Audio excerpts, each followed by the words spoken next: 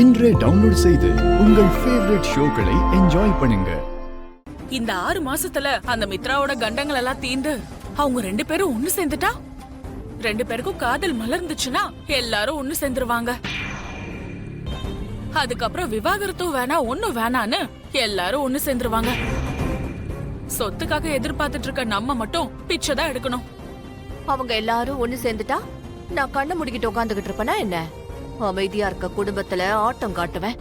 அணைஞ்சு போன நெருப்ப மறுபடியும் பத்த வைப்பேன். எப்படியாவது அந்த லட்சுமி அங்க இருந்து இங்க கூட்டிட்டு வந்துட மாட்டேன்.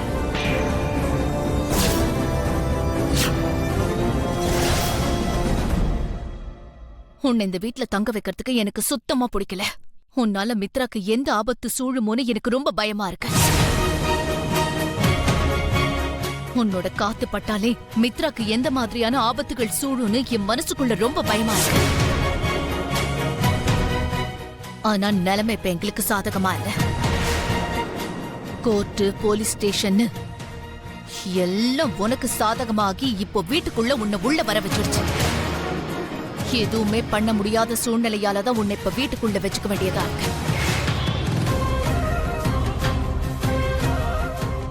ஆனா மித்ரா ரூம்குள்ள நீ போய் இருக்கிறதுக்கு நான் ஒத்துக்க மாட்டேன்.